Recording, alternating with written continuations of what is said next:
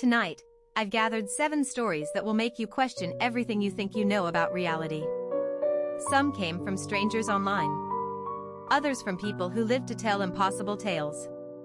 Lock your doors, asterisk asterisk. Story 2 begins with something we all think is harmless, an internet friendship. Our third tale comes from someone whose job was to find answers. What he found instead were questions that should never be asked, asterisk asterisk. Story 4. Sometimes the things we escape as children never really let us go, asterisk asterisk. The 5th story proves that some animals see what we refuse to believe is there. Our 6th tale is a reminder: when someone who loves you sets a rule, there's always a reason. And finally, a story from someone who saves lives for a living and watched something take one instead. If these stories kept you up tonight, subscribe and tell me about the things you've seen that no one else believes.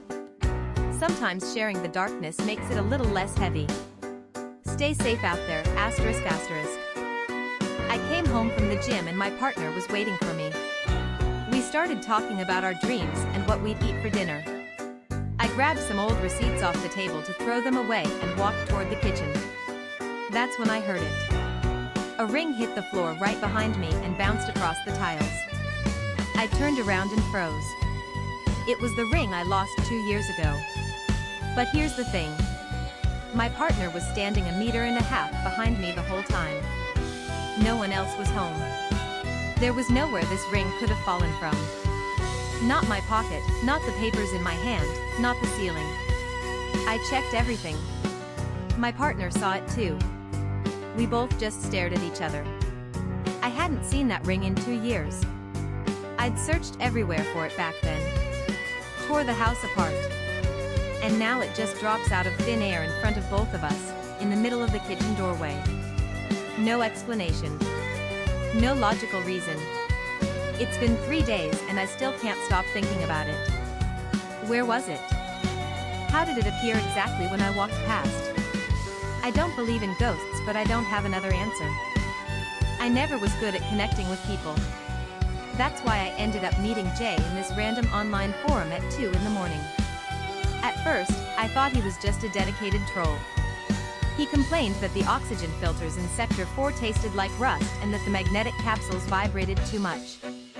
I played along because it was fun. But Jay wasn't joking. He was writing to me from the year 2112, and somehow our lives were equally pathetic.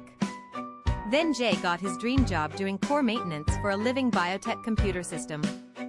Processors made of actual neuronal tissue that could predict the future. He was ecstatic. A week later, I got hit by a car and spent 3 weeks in the hospital. I lost my phone and just ghosted everyone, including Jay, months passed. Then 3 hours ago, my phone buzzed. It was Jay. He said when he accessed the core records, he saw everything. The system had predicted my accident years ago. It knew the exact day I'd go silent so his loneliness would reach a critical point. He found his own death in the system too. A work accident, already processed, already scheduled. His body falling into a generator. He tried to avoid it, but yesterday a mandatory work order came. Sector 7.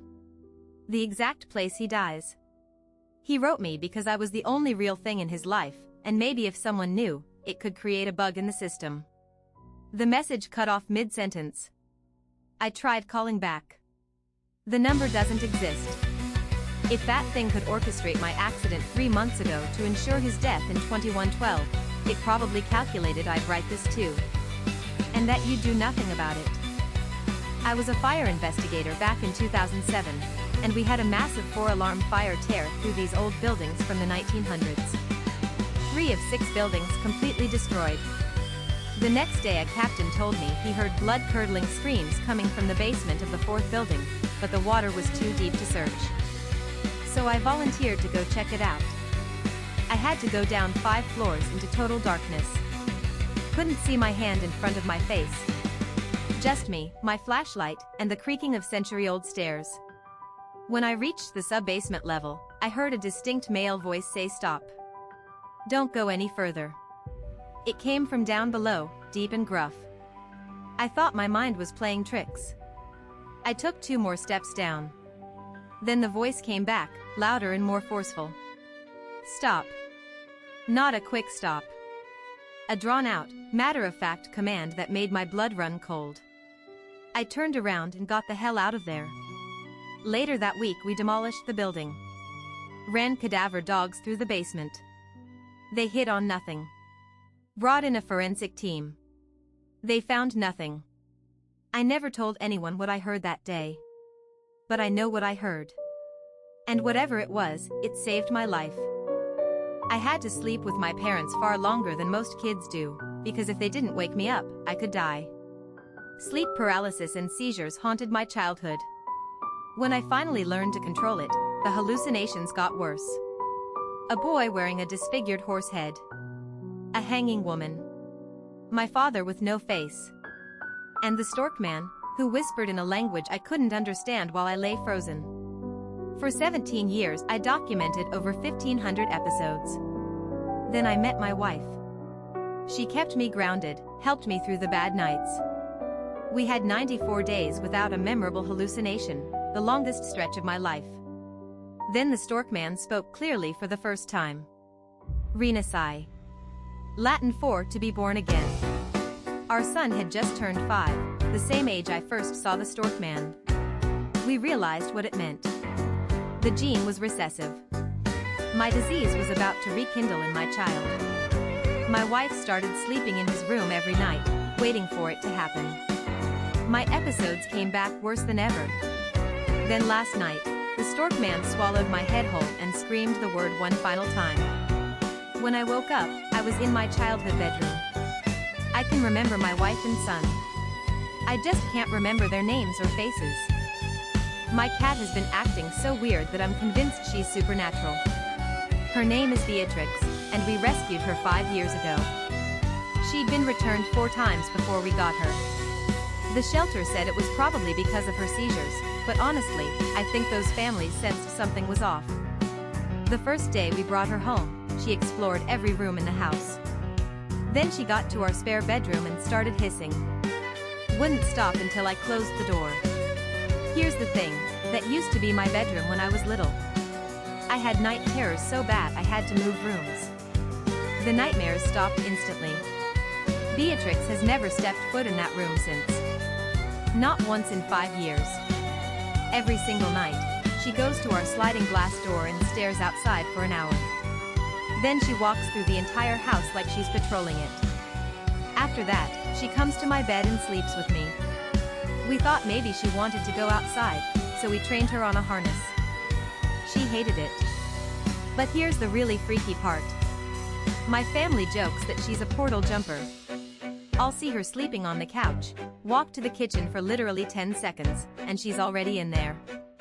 This happens constantly. We have no idea how she moves that fast. My mom and I are convinced she can see things we can't. Either that, or she's Batman. I woke up in my papa's house every summer as a kid, and Mama was always there. She'd lay out our church clothes, make our favorite breakfasts, watch us from the kitchen. But Papa had one rule. Don't acknowledge her. Don't speak to her. Don't even look at her too long. We thought it was strange, but we listened. Until my cousin Patty came running from the creek saying Mama was hurt. I climbed the hill and saw her there, twisted on her side in a black dress, wailing. I opened my mouth to tell Papa and his hand clamped over my face so hard I thought he'd broken something. I'd never seen him like that. Terrified. Years later, at Papa's funeral, Mama sat at the end of our pew holding baby Christina. She wore a long black veil. When the adults left us in the church playroom, Mama crouched in the corner. Christina started crawling toward her. I grabbed a doll, called out to distract her. Christina turned, wobbling toward me instead. That's when Mama stood up. But she was too tall. Her head bent against the ceiling. Her arms stretched too long. She grabbed Christina. Pulled her back. Behind that veil, her eyes were white and dead and cold. She climbed out the window and vanished. The police came. We told them everything. But our parents swore there was no Mama. Papa never married. No woman ever lived in that house. Christina's still missing. I worked the night shift at a hospital, and the child I treated murdered her parents. At least, that's what the detective thought until something killed him right in front of me. It was a busy night when police rushed in a 13-year-old girl named Emily, covered in blood and bruises. Her parents were found dead in their home, strangled. No forced entry. No evidence of an intruder. Just Emily, unconscious in the backyard after jumping from her second-floor window. When she woke up, she kept talking about her big brother. But here's the thing, her big brother drowned 5 years ago. The detective didn't believe her. He pushed too hard, demanded answers, accused her of violence. Then the lights went out. When they came back on, I found him dead on the floor, neck twisted at an impossible angle. And standing in the corner was something tall, dripping wet, covered in algae. Its white eyes locked onto mine. Emily whispered for me to leave slowly or it would kill me too.